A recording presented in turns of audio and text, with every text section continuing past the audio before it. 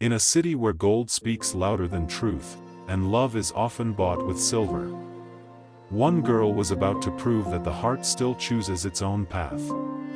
Armorar Nwankwo had everything a girl could dream of. Her name alone stirred conversations across the gossiping community and within the society and beyond. Her name opened valuable doors. Born into the family of the influential and money weights of the country, Armorar was the daughter of Chief Kenneth Nwankwo, oil magnate, real estate mogul, and one of the wealthiest men in all of West Africa. Her life was embellished in silver and gold and enclosed within a swirl of luxury: chauffeured, gold-embellished school uniforms, private tutors, and vacations in Europe and America. Throughout her childhood and upbringing, her association had always been strictly restricted to kids whose parents are at least averagely rich, wealthy and above. Nothing less.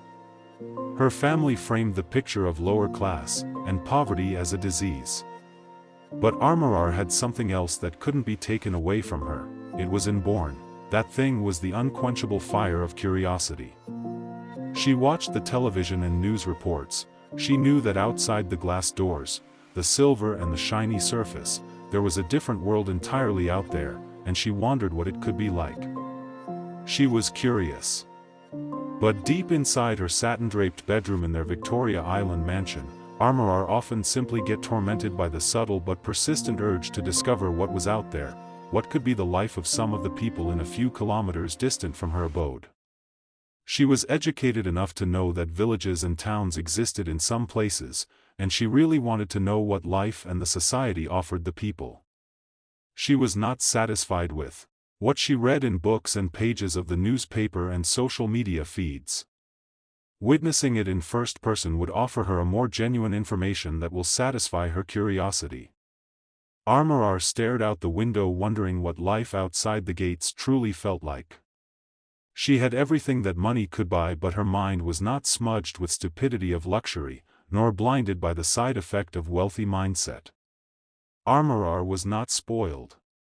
She was gentle, reflective, and deeply curious, and rational by nature. While her friends dreamt of fashion shows and reality TV appearances, Armorar dreamt of something else, something raw, unfiltered, something real. It was only natural that she craved naturally real things because she was so real and natural. Not mentioning her naturally endowed gorgeously beauty, her entire personality makeup was a profile of nobility in its grandeur. She carried grace like sunlight on still water, calm, radiant, and effortlessly warm. Her beauty wasn't just in her face or form of physical attributes, but in the way she listened with intent, spoke with kindness, and walked like she knew who she was. Her eyes shone, not just with charm but with empathy, curiosity, and depth, a soul that had loved, learned, and grown. She was intelligent, thoughtful, and emotionally aware, knowing when to be soft and when to stand strong. Laughter came easily to her, but so did silence, when words were not needed. She valued loyalty, honored her word, and treated everyone with quiet dignity. And while her style might turn heads, it was her energy that made people stayed, because in her presence, you felt seen, understood, and safe. Her father, Chief Kenneth, however, was determined to groom her for political and business alliances in order to expand their business empire at the political front. Already, he had a couple of considerations of young men as potential suitors for Armorar, sons of senators, and billionaires, one of which is a prince in Kenya. But Armorar's heart remained focused and untouched, and completely liberated from the darkness of money. She obviously enjoyed wealth, affluence, and luxurious life, but chose not to be sunk into the slavery of the dark side of all of it. She prefers values and the simplicity that reminds you of humanity, genuine love, and some of the realities in life that money couldn't afford. One Saturday afternoon, restless and weary of her usual routines, Armorar convinced her driver to drop her off secretly at the Barlagoon market under the pretense of a charity visit. Dressed in a simple sky blue trousers and pink top, no makeup, she made an effort to blend in, like any average young woman in the market, but the obvious was a reality. She was not searching for anything in particular. She was exploring enlightenment and new experience. She was getting acquainted to what was not really far from her backyard. A sharp contrast from every environment that she had ever known through the years that she had lived so far on Earth. Barlogoon Market was loud and chaotic, almost as if everyone passing had to push her aside to make way or simply brushing themselves against her to pass along. At first it was offensive to her, then it seemed like the norm, and finally it became fun to her. She was surprised that people could actually function and hustle in that manner without having to settle funny differences in courtroom. Interesting, she thought with a beautiful smile on her face. Apart from petty marketers offering to make sales, nobody paid her any attention, but it was very obvious that she was an alien in the park. People could step on each other's feet without having to tender exaggerated apology, and no offense taken. She felt like she was having an exciting excursion. A flash of thought reminded her that if her father should know where she was at that moment, the media and search parties will be on their feet immediately. But she cherished the experience of being in the midst of real hustlers in the same city that she lived, born and brought up in. Contrary to her normal routine where she knew that, right at that moment, she should be in room, Armorar smiled to herself again with the fun she was having.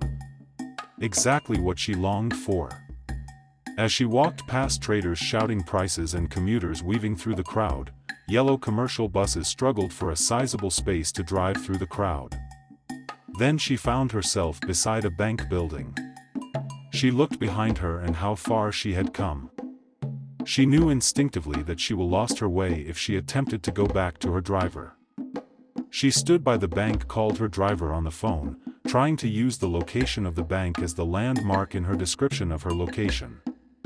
But little did she know that there were many other branches of the same bank within the marketplace. She became as confused as her driver was. But standing right there before her was a street hawker, Kunle, selling table water and different soft drinks and canned drinks. He was pointing his table water to Armorar, but since she was on phone, he decided to wait for her to finish talking on the phone. Eventually, he heard her conversation and could tell that she did not know where she was. Then he said, "Madam, dat car park day for the other side. Can you please take me there?" Armorar asked. "Oya na." Kunle lifted his goods onto his left shoulder and started walking fast through a different route entirely. Armorar sensed that he was seemingly heading towards the point from which she started her journey, but the fact that he was taking a different route got her romancing fear. Suddenly, Kunle turned back and noticed that she was far behind and couldn't keep up with his pace. He waited for her, and when she got to him, he started moving again. Armorar noticed that with the weight of his goods on one side of his shoulder, he was still practically clearing the way for her and making her feel protected. He had even stopped advertising his drinks to potential buyers, making her feel royal in the crowd of people who cared less. The scenario became another heartwarming experience for her. She observed him with a gentle smile. His shirt was torn at the shoulders and soaked with water from the defrosting ice block that kept his drinks cold, his slippers mismatched, and Armorar almost chuckled when she noticed. Not out of spite, but for interesting story to tell. Then he stopped walking and Armorar realized that she was already standing inside the entrance to the car park. She was surprised to discover that it took them less than half the time and half the distance that she covered earlier. "Madam, where your motor day?" he asked. She looked around and reached for her phone to call her driver. But the driver, who was walking around, chewing roasted plantain, saw her and waved at her. Then she pointed at the driver with a relief. Kunle followed her to the car and she had a better closure with him while they walk. Kunle asked her what she wanted to buy before she got lost in the market, hoping to be able to help her get it. When she told him that she only came around for window shopping and to know the market, Kunle laughed out loud, and gave her a rough and funny gist about the marketplace and the experiences they have every day in the market. She was thrilled. She admired him and imagined what he could be like, if he was thoroughly cleaned up. This was a stranger, someone that offered to help her and was nice to her with no strings attached. She felt she should compensate him handsomely. She bought one canned drink from him for her driver and asked him for his account number. Then she transferred an amount that was 50 times the normal price, and when Kunle saw the bank alert in his phone, he was exhilarated and practically bowed to her in appreciation. Armorar got into her car and the driver started to move, but when she noticed that Kunle was still standing and thinking reflectively, with his hand on his chest as if in silent prayer, she came out and went to him. "Are you okay? Is everything all right?" she asked him. "Madam. All my life, nobody has ever been this nice to me. Look at me. This is what I do. Hawking on the street to feed my 2 sisters and pay for their school, as orphan," he said. Armorar was deeply touched and felt deeply for him. She didn't say much. "Don't worry, everything will be fine," she told him and gave him her call card, telling him to call her sometime. She left, but her heart didn't. That night, she was completely immersed in a deep sea of thought. Lying on her bed, she thought so much about him. She remembered his torn shirt and footwear as a sacrifice that he was making on a daily basis for the well-being of his younger sisters. She wondered how she could help him. She wondered what to do and how to help him. She remembered his easygoing nature, the way he spoke and his calm laugh that punctuated his gist about the market. His eyes held depth, humility, and something rare, peaceful enthusiasm. She learned his name was Kunle. Orphaned at 10, raised on the streets by circumstance rather than choice. Every naira he earned went into helping his younger sisters attend public school. He was poor in the eyes of the world and financial powers to be availed with more choices in social status. But he was not defeated by circumstances. He had his honor and dignity from a place of real and genuine heart. The following week got her glued to her phone in anticipation of Kunle's call. Every incoming calls to her cell phone were expected to be from Kunle. She prayed for him to call. She longed to hear from him. She wanted to see how she could be of help to him. She wondered if he could handle a more stable trade, or any form of specialty that he may have learned in the past. But how could she get in touch with him again? Her heart became softened and her longing for his call began to feel more like a lonely heart in love. 1 week had passed and she still didn't hear from him. Tracing him back to Barlogun Market was virtually impossible. It was like searching for a needle in a haystack. She wished she collected his phone number. Suddenly she remembered that she had transferred money to him through his cell phone number with a microfinance bank. She quickly checked her bank transfer history for that particular transaction. Found it and got his phone number. She quickly dialed the number and was overjoyed when she heard the sound of his voice. The relief that graced her heart was of great magnitude. Kunle joyfully apologized to her that he lost her call card the very day that she gave him the card. It fell off his pocket while he was trying to bring out money from his pocket in the market. They started talking again. Each time they spoke a little longer. She discovered that he had more potential and is a responsible young man with dignity. They talked about life, about books, about music, and she told him to explore any line of business that he knew he could handle with good prospect. She requested that he should prioritize it and get back to her with detailed feasibility study. Kunle, surprisingly, was well-read, but without formal certificate. He'd once worked as a cleaner in a bookshop and spent his break hours devouring forgotten classics. Their bond grew quietly. Slowly. Sincerely. And she was supportive with his family welfare. Armorar soon found herself laughing again, writing poems, sketching in her journal. Kunle stirred something in her that none of the polished sons of Lagos could. He saw her, not her wealth. But secrets can't hide forever. One evening, while returning from a hangout with Kunle, Armorar's car was tailed.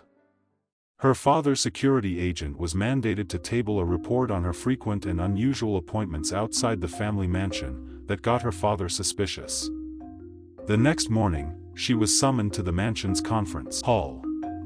Sitting at the head of the table, Chief Kenneth's face was thunderous and red with fury. "A street hawker, Armorar? Have you lost your mind?" Armorar stood rooted to the ground, respectfully, guilty as charged, sorry to put her father in such a bad mood, but not sorry to be entangled with the so-called street hawker. But she stood her ground. "Dad, he has a name and his name is Kunle," she said calmly. "He is kind. He listens. He respects me. Isn't that what love should be built on?" Chief Kenneth slammed his hands on the mahogany table. "Respect?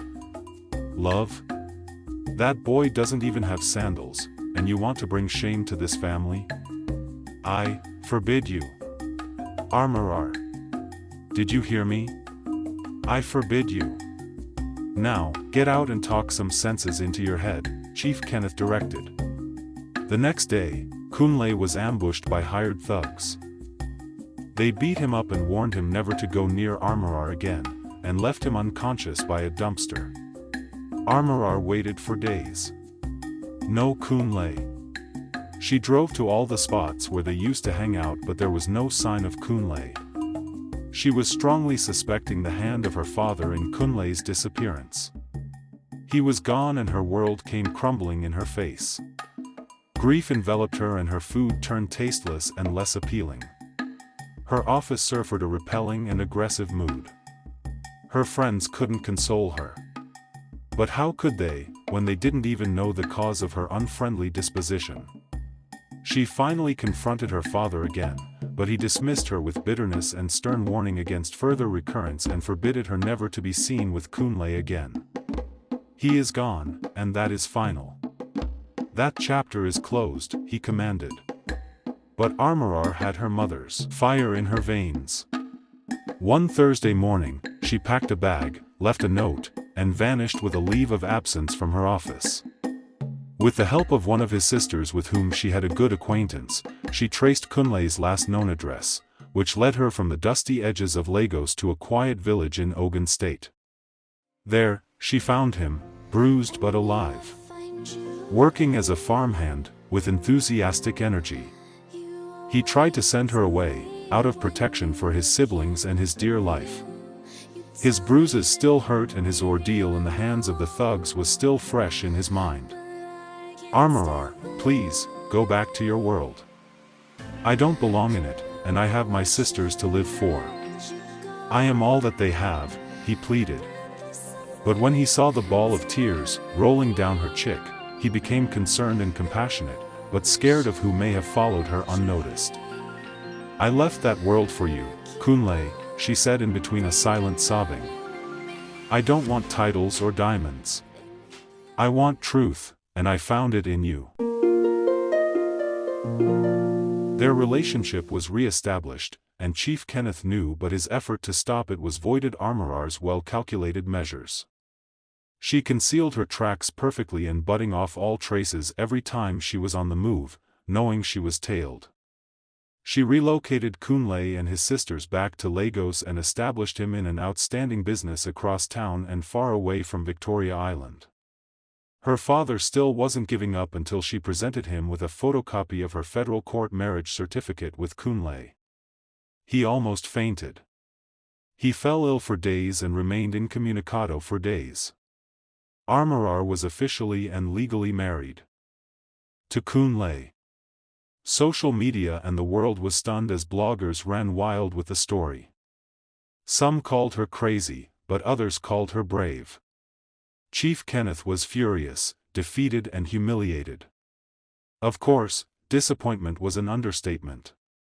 He withdrew all her accounts, seized her assets, and publicly disowned her. Armorar was forced to learn to manage with only her monthly salary, but proudly rich and comfortable with something that money could not buy. She had true love that was real and genuine. A real life. Armorar and Kunle were undeterred. Kunle's business flourished and they bought their first car and life was good. Months passed. And then, fate turned again. Chief Kenneth suffered a stroke and most of his loyal business partners abandoned him and even his political friends distanced themselves. But Armorar, the girl he cast aside, came back to his hospital bed and stood by his side. She prayed for him, and he was surprised to discover that she has found a new hobby in spiritual life. This time, she was not a daughter begging for love, but a woman who had found love and commanding respect and dignity. She brought her husband, Kunle, with her. Chief Kenneth wept silently. Kunle knelt and said, "Sir, we forgive you. I personally know that you only tried to protect your daughter the way you knew and felt was right. Most men will do the same." Chief broke down again, and this time, he needed a comforting pet on the shoulder. He invited them home, and healing slowly began. To everyone's shock, he rewrote his will and refunded Armorar's account, giving her back everything he took from her, and one more thing that was very important: his full support. He handed one of his largest foundations, a non-profit organization for street children, to Armorar and Kunle. Their story became a parable that was told in churches, schools, and social gatherings. Armorar and Kunle lived happily with sincerity and love for the rest of their lives. Many years later, gray-haired and smiling, Armorar sat with her grandchildren at her feet, while she made the hair of one of them. Then, the little girl, who couldn't steady her head for the old woman to work on, turned her head and asked, "Grandma, is it true you were a princess who married a street hawker?" Armorar smiled with amusing reflection. "No, my dear. I was a girl who married a king. But the world didn't see his crown because it wasn't made of gold," Armorar answered with a joyful smile. "Grandma, I don't like a golden crown. I like silver. My beautiful Princess Bounty has silver crown, and she is beautiful," the little girl said. And the story goes on. Please subscribe for more intriguing tales and share. Stay blessed.